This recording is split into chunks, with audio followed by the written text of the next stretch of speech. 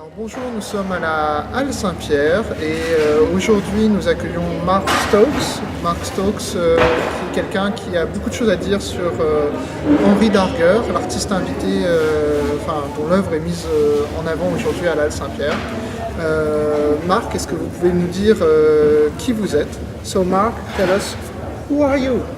Okay, I'm the director of a film on Henry Darger, which is called Revolutions of the Night, The Enigma of Henry Darger. And it's the real kind of first look in detail about Henry Darger's life and work. Henry Darger was an American artist who lived in Chicago. He lived a kind of pretty much an anonymous life. We in the film find out what really happened to him in his early days and trace his story right up until when he died in 1973.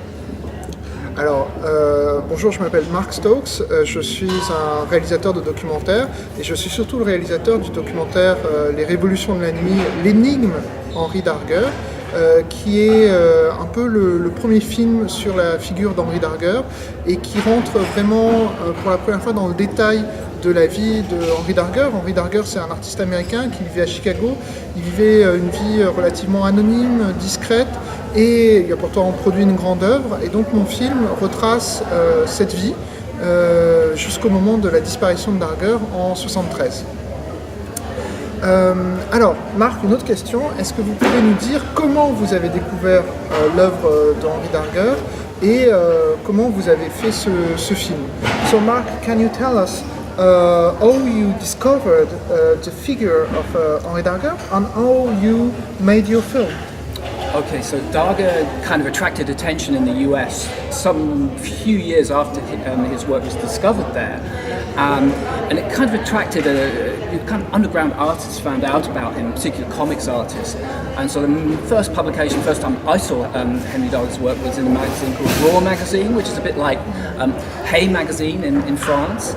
And a little bit later, books started appearing about Darger, and people started, really getting fascinated by him. I saw one massive book about him. I thought, oh, what a fantastic body of work, and an amazing life. And I thought, oh, this is going to be just a perfect subject for a film. How is the review of Art Spiegelman? That's it? Yes, that's yes, right. It's okay. Art Spiegelman's magazine. Ok. Alors.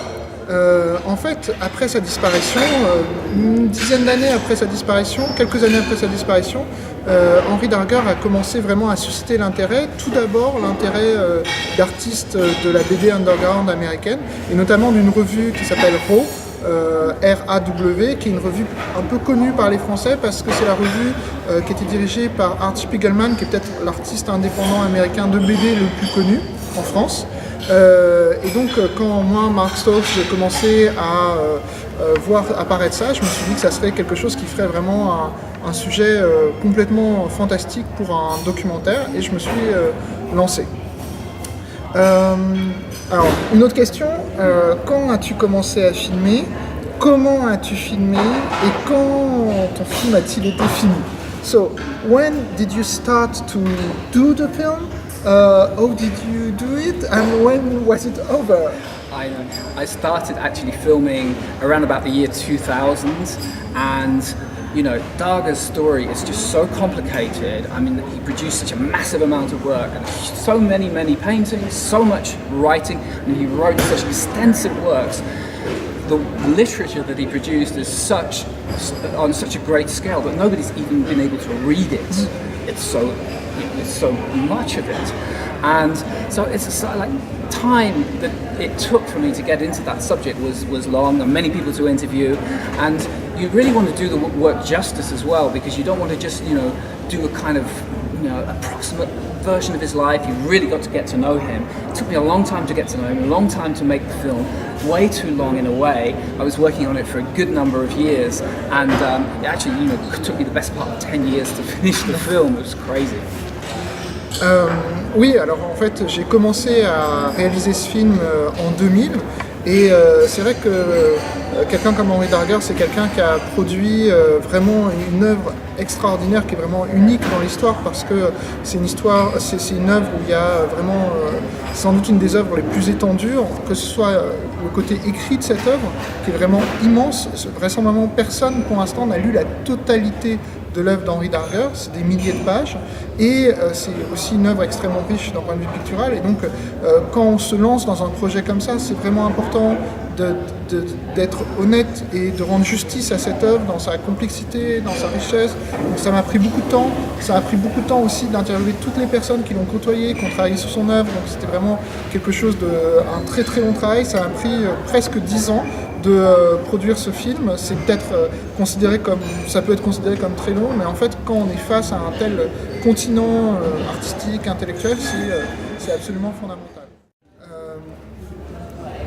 Alors Marc, une autre question, c'est quels sont les gens que tu as rencontrés et quelle est la matière humaine de cet artiste, parce qu'il est mort en 73. So, can you tell us who you met to film this movie, this documentary, and tell us a bit more about the human aspect of it, and because basically Darger died in 73, that's a long time ago, sure. So can you tell us more about this? Sure. I met and found people who knew Darger really well, from people who lived next door to him, to people who lived in the same house, people who lived in the neighborhood. I even found, like, in the local restaurant where he used to eat every day, found the person who served him, and all the people who got to know him during his lifetime. And then what we also did which was really, really important, was we looked back at his early life, because Darger as a child was taken into Lincoln Asylum, and he had quite an incredibly hard and harsh life. Even though he was super intelligent himself, he was put into this place with a whole range of people who were perhaps not as bright as him. Darger took the view that he was more intelligent than everyone even who was running the asylum. Now, we found out what happened within the asylum by doing a lot of extensive research, reading back and tracing what went on there. And we found out that in that asylum, Darger experienced some incredible cruelties that he witnessed. We don't know exactly what he saw, but we can tell that the things that went on in that asylum were absolutely appalling.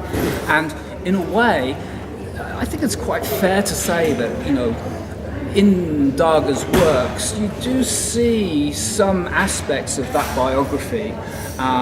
Darger's work can be very, very cruel, can be very, very extreme, and you wonder where that came from.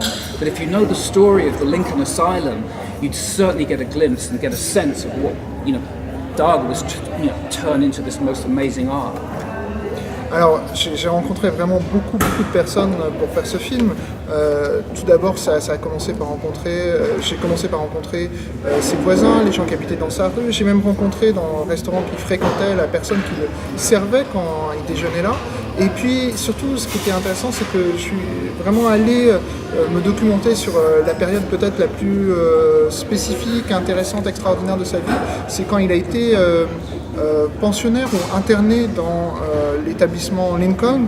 Alors, on appellerait ça en français un asile tout simplement, puisque Darger était quelqu'un d'extrêmement intelligent, mais qui s'est retrouvé effectivement enfermé dans une institution avec plein de gens, tous très différents, mais sans doute pas aussi malins et brillants que lui. Et il y a même un moment où il dit qu'il était sans doute beaucoup plus brillant que les gens même qui étaient les directeurs et les organisateurs de cet hospice. Et en fait, il a été exposé à ce moment-là, et c'est vraiment dans mon film qu'on voit pour la première fois, à des traitements d'une extrême cruauté qu'on n'imaginerait plus aujourd'hui, et qui est une clé vraiment fondamentale pour comprendre vraiment un aspect de l'œuvre de Darger, parce que l'œuvre Darger dans ses écrits, dans sa peinture, peut être quelqu'un de dur, de violent, voilà, et quand on a cette clé, on comprend d'où ça vient et comment cette œuvre est l'écho de cette chose. What I would say is, to anyone who's approaching the work of Henry Darger, the myths around Henry Darger present him as kind of something of an imbecile almost. I mean, he's seen as like, a kind of a creator and recognized as such, but people still kind of put him down. They still kind of want to box him in and put him down and kind of, elevate themselves above Darger. My position is that Darger is actually incredibly gifted, and intelligent, and he knew exactly what was going on in his life and around him. People didn't realize that he was one of the most powerful creators of the 20th century, and yet he was living in a tiny room.